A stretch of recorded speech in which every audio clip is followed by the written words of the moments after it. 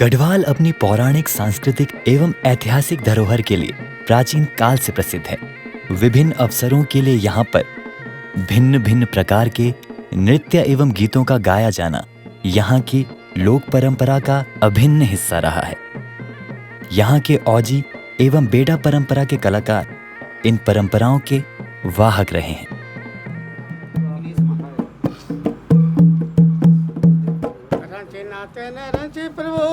रंची जो जुग चारा बदरी के दार रंचो अपो बाचो निरंकार जी बोलंद बद्रीनाथ तुमने बदरी के दार रंची अपो बाचे निरंकार जी। गढ़वाल में तीन तरह का म्यूजिक है।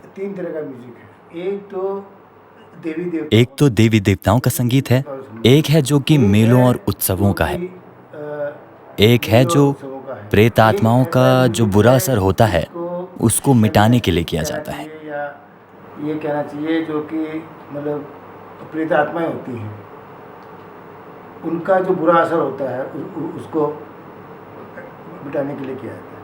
तो इन तीनों के आर्टिस्ट बिल्कुल अलग अलग हैं, एंटरटेनर भी बिल्कुल अलग हैं। ढोल दमाऊ एक पेयर है।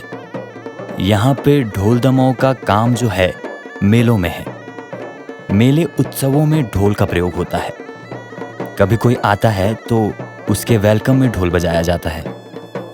और ये ढोल बजाने वाले जो ये हैं, इनको औजी इनकी कास्ट है।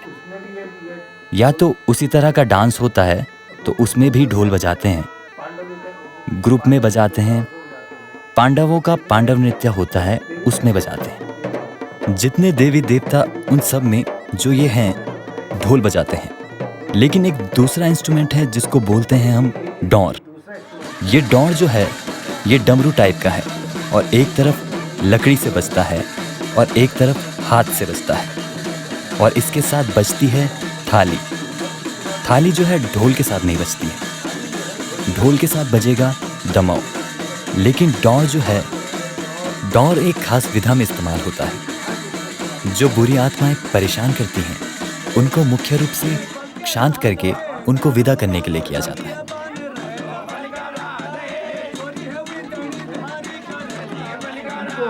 डौर थाली का प्रयोग एक कॉम्बिनेशन है, ढोल दमाऊ का एक कॉम्बिनेशन है। एक और शैली के कलाकार हैं फोक आर्टिस्ट यहाँ के। वो यहाँ पे गढ़वाल में उनको बेड़ा बेड़ी बोलते हैं या बद्दी बदनी बोलते हैं। तो ये एरिया के हिसाब से है, कहीं बद्दी बदनी बोल देते हैं और कहीं उनको बेड़ा बेड़ी बोलते हैं। बेड़ा बेड़ी मतलब कपल होता है जिसमें बेड़ा इज मेल मेंबर एंड बेड़ी इज फीमेल मेंबर। वैसे ही बद्दी जो है मेल मेंबर है और बदनी फीमेल मेंबर। इनकी एक टीम है हस्बैंड वाइफ की, और ये जो लोग हैं दे आर प्योरली एंटरटेनर।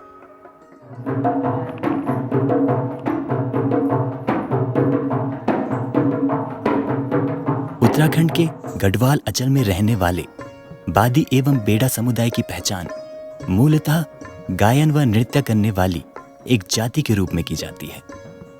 अपनी संगीत परंपरा को गंधर्वों से जोड़ते हुए ये लोग अपने को शिव का वंशज बताते हैं। बादी परंपरा के सूत्र हमको पुराणों में भी मिल जाएंगे।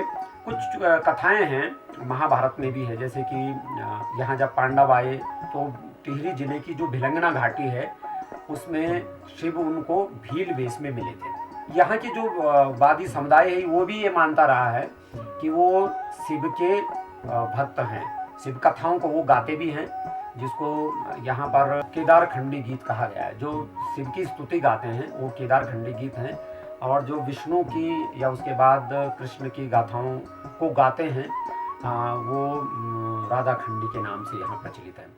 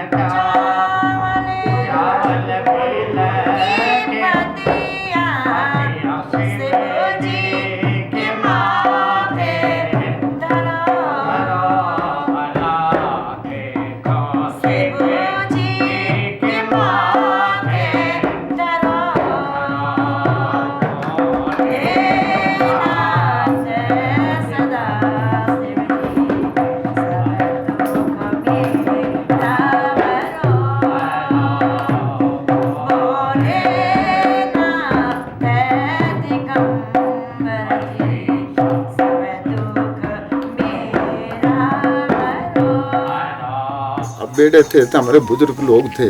बेड़े हमारे बुजुर्ग लोग थे, तो उनसे हमने सीखा। कहाँ से आए यहाँ बेड़े कहाँ से आए ये कोई बता नहीं सकता। ये है दूनी। लेकिन तो यहाँ दूनी जो गांव है, अरे बेड़ा, ये नेगी और बेड़ा लोगों का मूल निवास है। बता सकते भाई इससे वो ला दूनी में बेड़ा और नेगी जो वंश है, पता नहीं कहाँ से हम उनके आया, साथ क्या जुड़े हुए हैं। पता भी नहीं किसको। अच्छा, पर नेगी और बेड़े जो है यहाँ मूल निवास है यहाँ दोनी में। दोनी में। अच्छा, बेड़ू का और नेगी जो नेगी वंश का, तो उनके साथ हम जुड़े हुए हैं, नेगी वंश के साथ। एक गांव में लगभग एक जोड़ी बेड़ा बेड़ी हुआ करते थे, लेकिन इन्हीं में 2-3 संप्रदाय और थे जिन्हें बाजगी कहा जाता है, जो ढोल लेकर के चलते थे। तो बेड़ों और बाजगियों के बीच में प्रतियोगिता हुआ करती थी, क्योंकि हर देवी देवता के अनुष्ठान में ढोल वालों को बुलाया जाता था।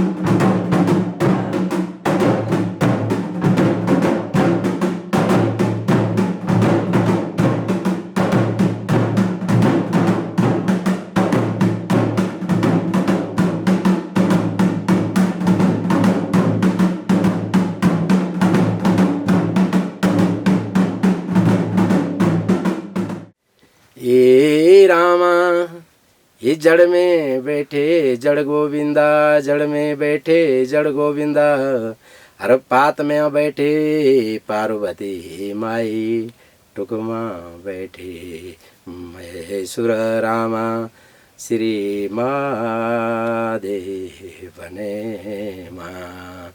ये रामा ये गाजले पेटे गाजले वन में, महादेव पेटे गाजले वन में, अरे हाथ कुराड़ी कांद बसोला, श्री महादेव बने माँ। मैं दर्शन लाल आर्या, ग्राम डुंग, पट्टी 11 गाँव, अखोड़ी। मैं एक हरिजन परिवार से हूँ और मेरी मम्मी का नाम माला देवी, पिताजी का नाम मेरा गिरिराज और दादा का नाम शिवजनी, दादी का नाम गजुला देवी और आजकल जो साथ में मेरे हैं ससुर जी, उनका नाम सिराज। मैं एक सांस्कृतिक परिवार से हूँ जो कि रंग मंच के कार्यक्रमों को जिन्होंने आज से कई सालों से मेरे दादा और बुढ़ा जी ने इस पे काम किया है।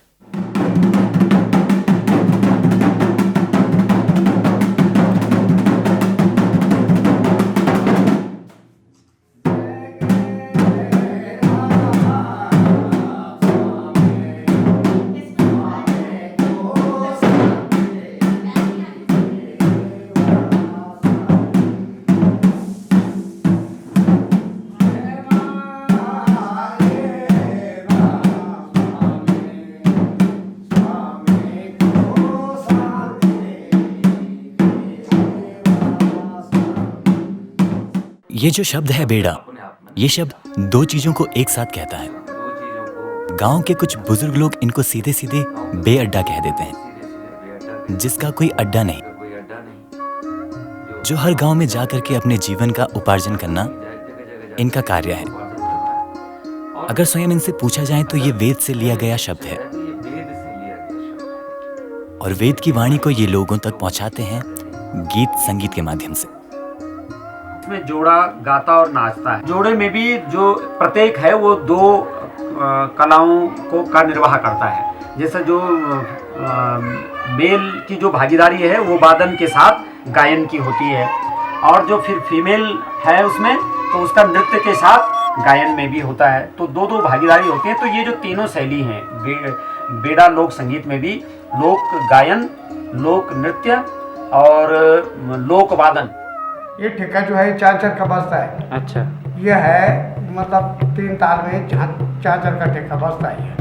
ये होली का है। ये वैसे 3 ताल तो अलग हो गई, 3 ताल हो गई 16 मात्रा, 16 मात्रा की, लेकिन ये हो गई 14 मात्रा। 14 मात्रा। हाँ, ये तो 14 मात्रा है। तो धा दिन धा धा दिन ता दिन धा धा दिन, ये तो इसमें तब फिर उसमें दोपहर लिया। हाँ। ताकत न करने ताकत न ना करने ताकत न करने ताकत न ना करने ताकत न करने ताकत न ताकत धन न न धन न करने आप धन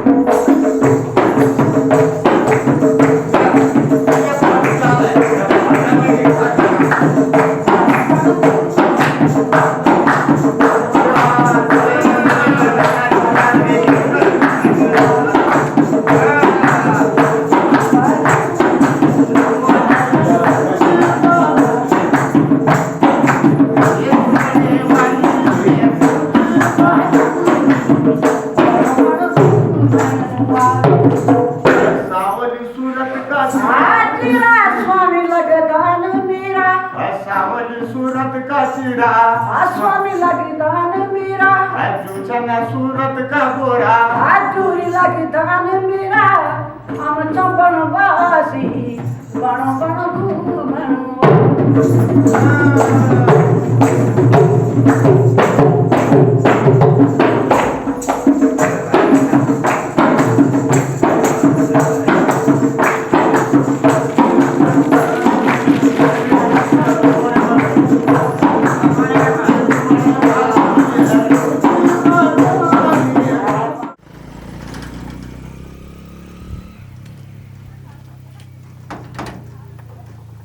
एक ढूंग बजियाल गांव है और इसमें एक बस्ती है, बेड गांव नाम से उसको जानते हैं।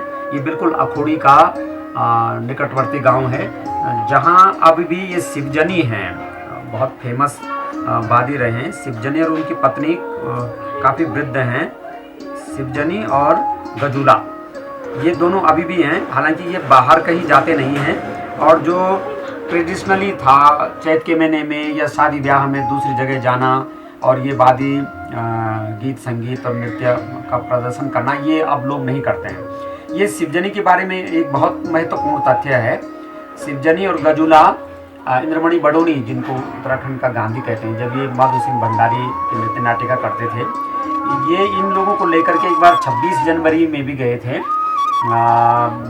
26 जनवरी की जो परेड होती है और वहाँ सांस्कृतिक झांकी होती है, तो ये उत्तर प्रदेश की ओर से वहाँ इनकी टीम बुलाई गई थी।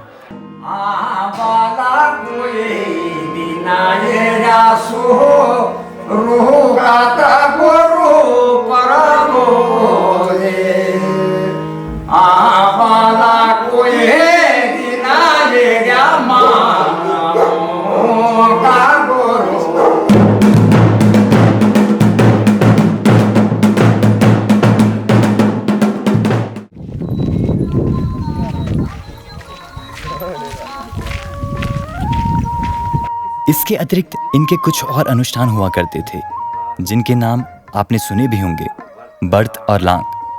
लांग तो एक मनोरंजक खेल हुआ करता था और प्रचार प्रसार का एक तरीका भी हुआ करता था। तो हम लोगों का प्रोग्राम जो लांग चलते थे, हमारे प्रोग्राम लांग में बांस के एक तने को, जिसकी लंबाई 25 हाथ से भी ज्यादा हुआ करती थी, उसे जमीन के नीचे गाड़ा जाता था। 25 हाथ से कम नहीं होती है। और हमारा मानना है हमें शिव जी ने बनाया है, इसलिए हम उन्हीं के जैसे बाल रखते हैं। जिसको हमने पीछे छोड़ना है, तो हम हैं शिव जी के भगत, जैसा वो सामने है वो भोलेनाथ का मंदिर। सही बात है। हम इसके बना रखे, हम दुनिया के किसी के नहीं बना रखे हैं। तो हमारे खानदानी इसे शिव जी से तैयार है। ये हमारे पास ये ढोलक है, तो ये शिव जी के कनोठी है। ये हमारे पास जो ढोलक है, ये शिव जी का डमरू है। शिव जी ने बनवाया, इसे शिव जी ने बनाया और हम लोगों को दिया, और कहा कि ये हमारी आजीविका का साधन रहेगा। करेंगे, दुनिया को, पब्लिक को अच्छे बनाएंगे और आप ठीक रहेंगे। आपको जो हमारी पानी पिठाई जो भी सेवा होगी, तो आप, और इसके बदले हमें जो भी दिया जाएगा वह हमें स्वीकार होगा, हम उसे मना नहीं कर सकते। लांग में दिन भर कार्यक्रम चला करते थे दिन भर सांस्कृतिक कार्यक्रम, दिन और रात में सांस्कृतिक कार्यक्रम होते थे। और एक बांस के डंडे को जमीन में रस्सी की सहायता से खड़ा कर दिया जाता था। रस्से से जिस पर उसमें तेल लगा दिया जाता था। उस पर तेल लगाया जाता था और डंडे के ऊपर खूंटी पर एक स्टैंड टाइप का हुआ करता था, एक मतलब स्टैंड टाइप का लगा करके, और जो जिस पर मुख्य व्यक्ति अपने पेट के बल लेटकर चक्कर मारा करता था। ऊपर जाता उस पर अपने पेट के बल उसको फिर चक्कर कुछ मारा करते थे, घिरनी उसको कहते हैं। फिर पूरा चक्कर मारने के बाद जिस सेठ साहूकार से उस व्यक्ति को इनाम मिलने वाला होता था, वह उस व्यक्ति का नाम वहां से पुकारता था। और इसके लिए उन्होंने शब्द भी निश्चित कर रखे थे, जैसे राम सिंह जी का खंड बाजे। कुछ लोग ऐसे भी हुआ करते थे जो बहुत पैसे वाले तो नहीं होते थे, किंतु उनका नाम हुआ करता था, तो वह व्यक्ति साथ में उनका नाम भी जोड़ दिया करते थे, जैसे राम सिंह जी का खंड बाजे, श्याम सिंह जी का खंड बाजे और मोतीराम जी भी इसी में। साथ ही साथ अगर किसी को अपना प्रचार प्रसार करवाना होता था तो वह उस व्यक्ति को पैसे दिया करता था और वह व्यक्ति वहां से उसका नाम पुकारा करता था। और गांव को खुशहाली देने का तरीका भी था, क्योंकि उस जगह की मिट्टी को फिर वो लोग अपने अपने खेतों में डाला करते थे और दिन भर हर घर में गांव के इनका खाना पीना होता, जो बहुत बड़ा ग्रुप ये हुआ करता था। काफी लोग लांग एक तरीके से मनोरंजन के साथ साथ प्रचार प्रसार का भी माध्यम था और गांव में खुशहाली देने का भी तरीका था। घर में इनका खाना होता था, लोग उस जगह की मिट्टी को लोग अपने खेतों में डाला करते थे। अपने जगह लेकर के जाते थे। साथ ही बेड़ा का बहुत बड़ा ग्रुप जो एकत्रित हुआ करता था, गांव के हर एक घर में उनका खाना पीना होता था। लोग उस लांग की मिट्टी को अपने साथ अपने स्थान पर ले जाया करते थे। साथ ही साथ रात्रि काल में महिलाओं और बच्चों का इस कार्यक्रम में जाना वर्जित था, क्योंकि रात्रि के कार्यक्रम की गायकी में थोड़ा सा वयस्क शब्दों का समावेश हो जाता था। ऐसा कहा गया, यह सुना गया है। और लांग के अनुष्ठान पूर्ण होने के बाद सभी लोग उस मिट्टी को अपने अपने खेतों में ले जाते थे, अपने खेत में ले जाते थे ताकि उनके यहाँ फिर से अच्छी फसल हो सके। ताकि उनके यहाँ फिर से अच्छी फसल, मूल रूप से फसल के लिए और चूहे न लगे खेतों में, उसके लिए कार्य किया जाता था। जो उसके लिए और दूसरा एक अनुष्ठान है जिसे बर्त कहते हैं। और है तो कहते हैं बर्त। वो बर्त का भी कुछ ऐसा था कि वो बर्त जो है ना, वो सारे एक मुल्क के हिसाब से होते थे। जैसे दो पट्टियाँ हैं, जो हमारे यहाँ पे अभी 11 को हिंदो पट्टी है, तो 11 को हिंदो पट्टी के बावजूद भी जो हमारे बाहर बिलंग पट्टी है, बासर पट्टी, कीमर पट्टी, ऐसा ये सारा जो है ना, मतलब एक टीरी गढ़वाल के अंदर जो बर्त होती है, जो बर्त में जो आदमी जाता था, जैसा आज ट्रॉली है तो ट्रॉली में तो मशीन लगी हुई है, उस टाइप एक बर्त होती थी सिंगल रस्सी, उसको बनाया जाता था। इसको बनाते थे सारे लोग मिलके बनाते थे, जितने भी वर्ग के लोग थे सारा इसको मिलके बनाते थे। उसके लिए बाबलू आता था स्पेशल, उसको क्या क्या करते थे हमने घरों में हमको समझाया गया कि कैसा लगता है ये। तो तब उसमें जो है ना, जो हमारे इसमें जो शिव भक्त जो होता था हरिजन, इसमें जिनको हम लोग बादी बोलते हैं, बादी परिवार में, हमारे परिवार में होता था वो, तो शिव भक्त होते थे। वो बाल कभी जिंदगी भर नहीं काटते थे वो। हाँ, वो बाल कभी जिंदगी उस पर कैंची लगती नहीं थी वो। हाँ, तो वो शिव भक्त माना जाता था उसको हमारे वर्ग में। तो फिर उनके अंदर वो चैलेंज होता था, तो वो किसी किसी को कुदरती जो होते हैं, जैसे आज हम बोलते हैं इसको देवता आता है, कई सारी चीजें, तो उनको उसमें रस्सी में जो है ना, सिंगल रस्सी में एक लकड़ी ये रखी जाती थी और उस लकड़ी के आधार पर उसको मतलब बहुत बड़े पहाड़ से जगह जो है ना, उसको दूसरी जगह में उतार में उसको आना रहता था उसको।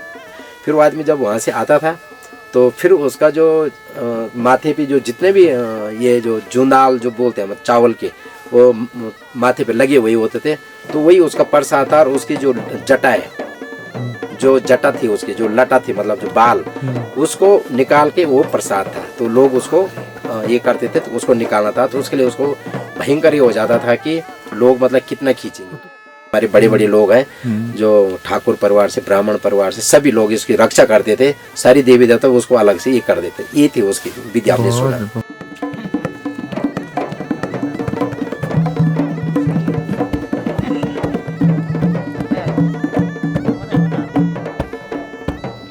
हमारे दादा, हमारे बाप ने, हमारे लड़कों ने, वर्तमान में जो वयस्क है या हमारे बच्चे ही हैं, लेकिन हम उन्होंने ये कार्य छोड़ दिया है। चलते थे, ऊपर घूमते थे, घूमता था और हम लोग ढोलक बजाते थे तो हमारा प्रोग्राम पूरा चलता था। तो जब हमारे प्रोग्राम चलते थे कि लोग तो पब्लिक ही हमारा खाना पीना किया करती थी। देना हम लोगों को अच्छा मानते थे। हमारी कलाकारी को लोग काफी पसंद किया करते थे। क्यों मानते थे अच्छे? क्यों हमारा ये कलाकार अच्छा चला तो हम लोग पहले से लेकिन अब हमने भी ये कार्य छोड़ दिया है। नहीं पकड़िए, अब ऐसा हो गए, अब हम क्यों नहीं जाते हैं? इसका कारण यह है कि अब हमें वो सम्मान नहीं मिलता और गांव-गांव में भी डीजे हो चुके हैं और लोग मांस मदिरा का सेवन करते हैं। हम गाने जाते भी हैं तो लोगों की फरमाइशें आ जाती हैं कि ये गाइए वो गाइए और कई बार झगड़े भी हो जाते हैं और डीजे में तो लोग नाचने में व्यस्त हो जाते हैं। इस वजह से हम प्रोग्राम नहीं कर पाते और अब हम प्रोग्राम में जाते भी नहीं हैं। जरा ठंडू चला दी, जरा मटू चला दी, जरा ठंडू चला दी, जरा मटू चला दी, जरा ठंडू चला दी, जरा मटू चला दी।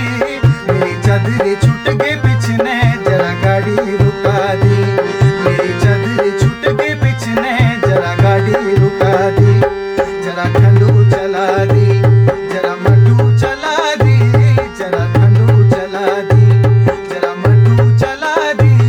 मेरी चादरी छूट के पिछने जरा गाड़ी रुका दी, मेरी चादरी छूट के पिछने जरा गाड़ी रुका दी। इस परंपरा का मुख्य उद्देश्य मनोरंजन था और इसके साथ ही इसमें इतिहास की कुछ बातें भी बताई जाती थी।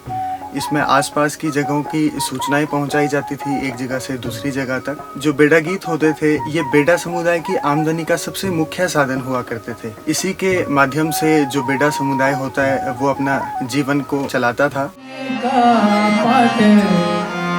अरे गोलू में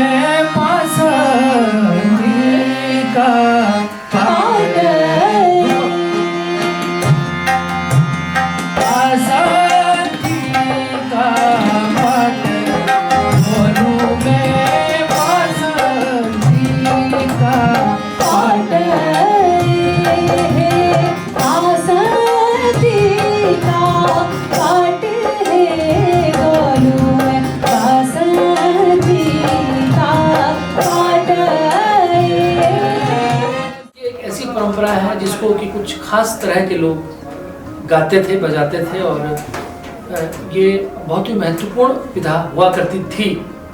लेकिन धीरे धीरे उन लोगों के सामने जो बेड़ा और औजी लोग थे जो वो गायन करते थे उनके सामने एक बहुत बड़ी जो समस्या हुई वो उनके आजीविका को लेकर कि वो किस तरह से अपनी आजीविका को चलाएं उस गीत के माध्यम से।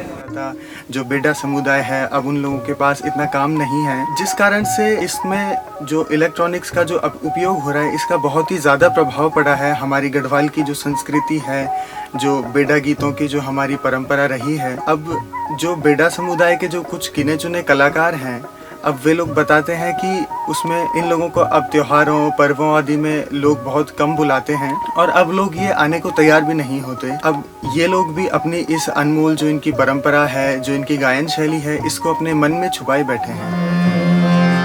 जीत हरि गोविंद हे रामा जगाची सकल संसार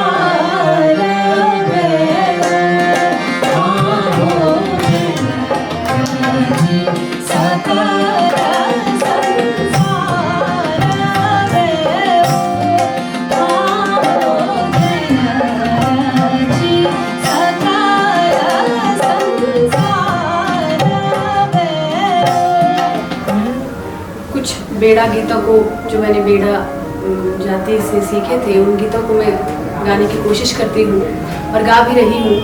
इन गीतों को हमने बचनदेई और शिवचरण जी से सीखा। ये मेरा सौभाग्य था कि मैं ऐसी विलुप्त हो रही संस्कृति के बारे में जान सकी और उसे आज मैं कहूँ कि मुझे भी इस संस्कृति से जुड़ने का एक मौका मिला है इन गीतों के माध्यम से। जब मैंने उनसे बातें करी मैंने कहा कि आपको ये गीत अब आप मतलब बहुत सारे आपके परिवार के लोग नहीं गाते, कारण क्या है? तो उन्होंने कहा कि बेटा, एक तो रोजी रोटी जो हमें इस ओर नहीं मिली और ना ही हमें ऐसा सम्मान मिल पाया।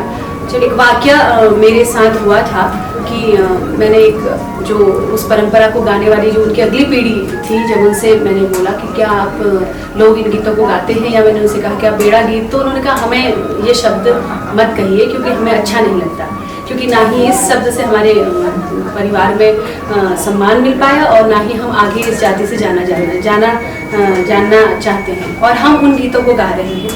तो मुझे गर्व भी होता है, परंतु सरकार को निश्चित इस ओर सोचना चाहिए। अगर संस्कृति को बचाना है, अगर संस्कृति नहीं रहेगी तो लोग तो रहेगा ही नहीं। तो जहाँ संस्कृति, लोग को अगर बचाना है तो संस्कृति को बचाना जरूरी है। धन्यवाद।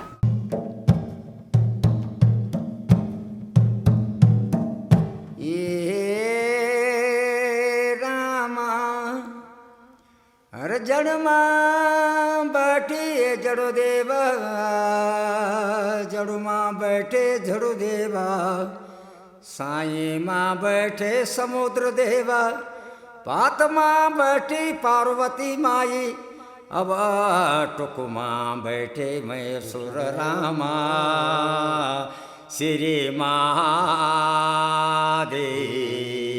तेरे ये रामा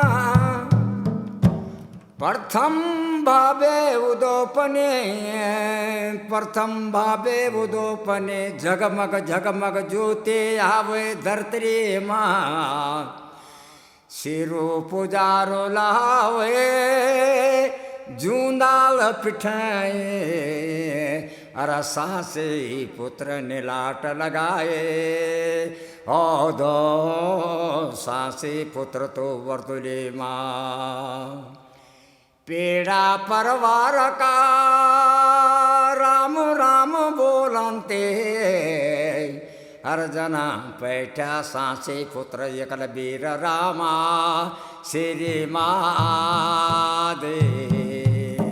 तेरे